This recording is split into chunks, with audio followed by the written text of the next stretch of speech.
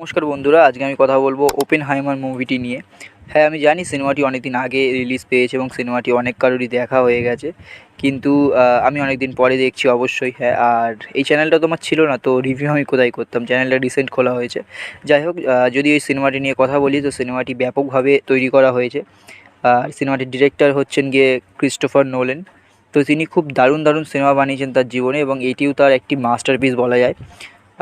বিশেষ করে এই মুভিটির মধ্যে যে অ্যাক্টিং করেছেন মার্ফি বা কিছু কিছু অ্যাক্টর ভালো আছেন, যেমন জুনিয়র, অর্থাৎ জুনিয়র বলতে আমি বোঝাতে চাইছি রবার্ট ডাউনি জুনিয়র। তিনি খুব ভালো অ্যাক্টিং করেছেন, তার যে জায়গাটা খুব ভালো বলতে তিনি একটা ডিসেন্ট অ্যাক্টিং করে চলে গেছেন।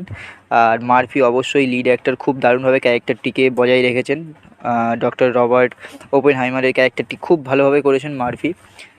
সিনেমাটি সত্যি খুব দারুণভাবে করা হয়েছে। সিনেমাটি খুব সুন্দর কিন্তু স্লো ফেজে যাচ্ছিলো সিনেমাটি, খুব স্লো ফেজে চলছিল।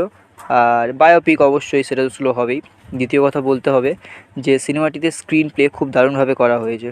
ক্রিস্টোফার নোলেন অবশ্যই এই জিনিসটাকে খুব ভালোভাবে বুঝিয়েছেন স্ক্রিন প্লের মাধ্যমে। কিছু কিছু ক্ষেত্রে ব্ল্যাক অ্যান্ড হোয়াইটে করা হয়েছে এবং সেটারও একটি অবশ্যই মানে বোঝায়, ব্ল্যাক অ্যান্ড হোয়াইট স্ক্রিন প্লেতে দেখানো হয়েছে।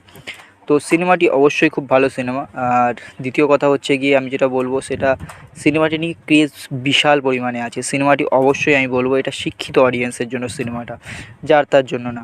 কিন্তু আমি রিসেন্টলি দেখতে পাচ্ছি যে কেউ সিনেমাটা নিয়ে খুব দারুণ দারুণ কথা বলছে, সবাই বলছে সিনেমাটা দারুণ হয়েছে। আরে ভাই, সিনেমাটা বুঝে তারপর বলো সিনেমাটা ভালো হয়েছে না। সিনেমাটা সবার বোঝার মতো সিনেমা না, আমি বারবার বলছি এটা একটা বায়োপিক।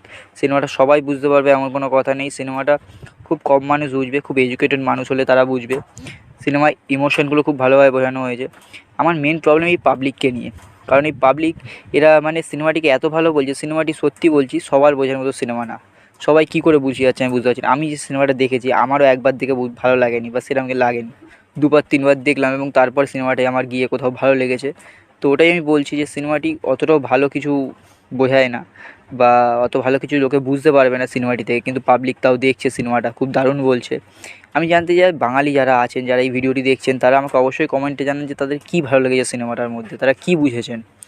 আর এটাই বলার ছিল, সিনেমাটি অবশ্যই ভালো হয়েছে কিন্তু বুঝতে পারলে তারপর ভালো লাগবে। সিনেমাটি এমনি নর্মালি একবার দেখলে অতটাও ভালো লাগবে না, বুঝতেই পারবেন না আপনি। খুব স্লো ফেজিংয়ে চলে সিনেমাটি। তবে অবশ্যই এটা অস্কার জিতেছে, সিনেমাটি অবশ্যই খুব ভালো হয়েছে। আর আর কিছু বলার নেই, শুধু রিভিউটা এইটুকুনি। আর পাশে থাকুন।